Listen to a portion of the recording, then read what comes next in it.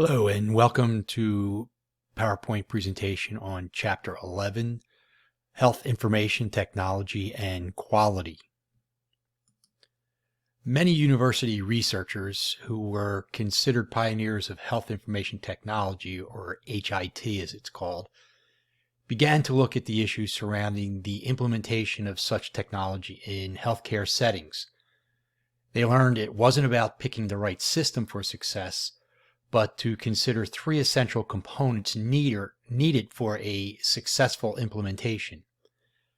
Figure 11.1 shows the three components, with the first being technology. However, organizations spend a lot of time choosing the right technology and believe this is the most important aspect of HIT implementation.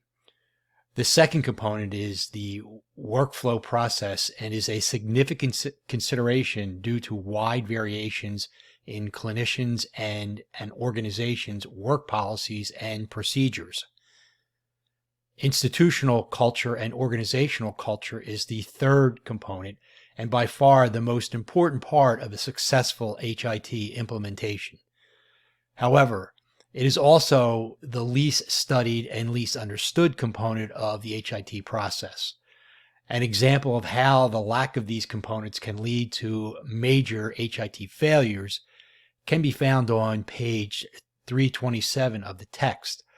I would highly recommend it, for it is well worth the read. As illustrated in figure 11.2 and highlighted in the text, the federal government has offered a variety of incentives for HIT adoption.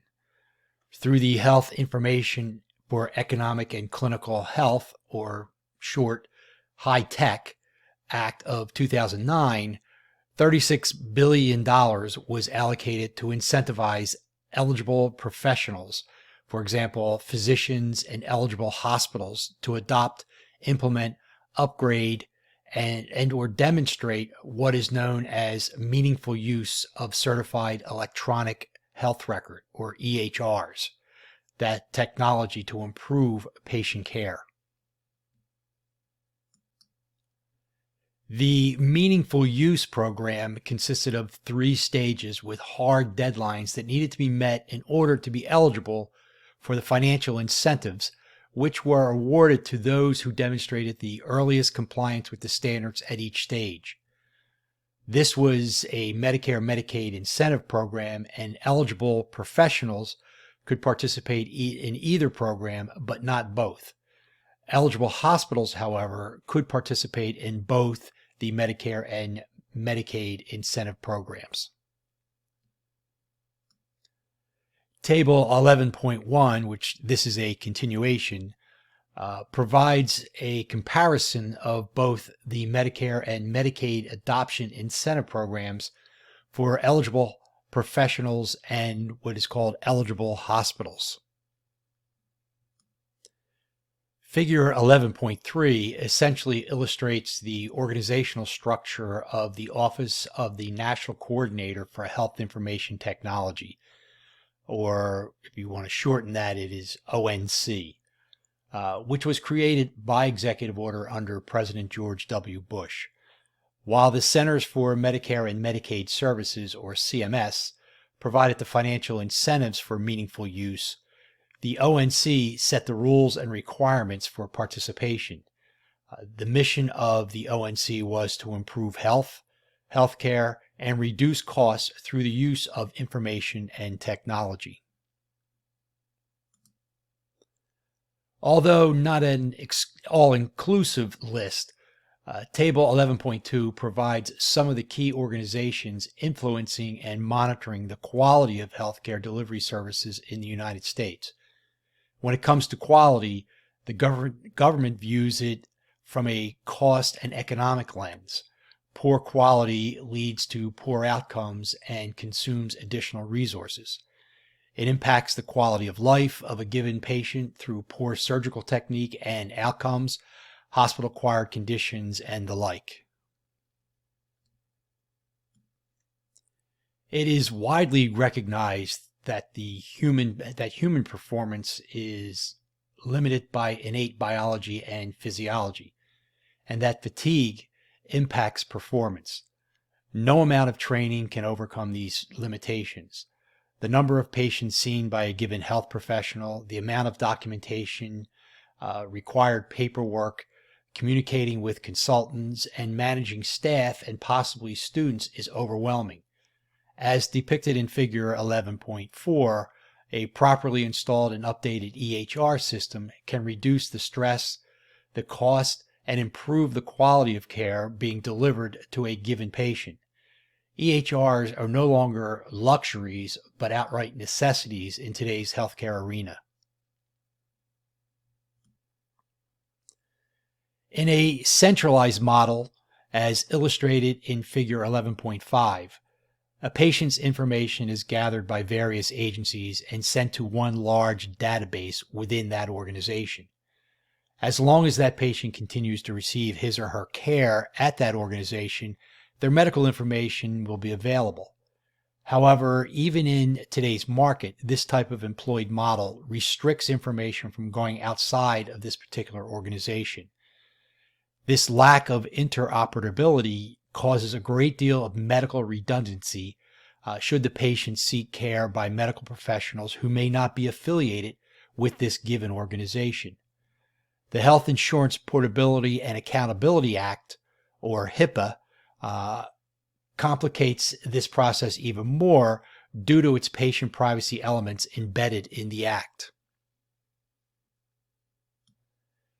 The centralized HIE model is not the only model that can be employed when managing health information. Figure 11.6 diagrams what is called the federated or decentralized model. This approach allows contributing institutions to maintain control over data for which they are responsible under HIPAA and resides within each institution's system. The database is small, containing only the Master Patient Index, or MPI, housing patient identifiers and demographic data. In this model, patients who have medical records in more than one institution in the HIE would have their clinical data linked together in the common Master Patient Index and thus would be available to a number of participating health delivery services. As you will note from this slide, with the exception of New York and the District of Columbia, virtually every state has some level of EHR adoption in physician-based offices. Since this data was gathered in the year 2017, I believe it would be safe to say that all states and the District of Columbia have now adopted some form of an EHR. In Figure 11.8, we identify the percentage of physician practices that have been certified in the use of EHRs by their particular states. This just gives you an overview of how many physicians have adopted and some type of EHR. Figure 11.9 shows the progression of EHR adoption that includes any provider with an EHR to a basic level of adoption, and finally to those office-based physicians who are considered certified users. As you will note, certification of physician practices is a recent phenomena, having begun only since 2014. The text provides greater detail on the use of electronic health records and meaningful use. Suffice it to say that the implementation of electronic health information systems has had a tremendous impact on the way health providers collect, track, and communicate information when caring for their patients. Given the increased mobility of today's patient, it becomes even more imperative that their health records follow them wherever they choose to seek care. This interoperability has begun to appear in some areas of the country, and the recent pandemic has accelerated this process. This also requires the cooperation and participation of providers, especially private PCPs, to adopt more advanced EHRs that will communicate patient information to hospitals and other specialists. Such change will greatly improve the quality of care for patients, improve access, and lower overall costs, which should sound familiar because it would be consistent with the triple aim. Here ends the PowerPoint presentation for Chapter 11, and I thank you for listening.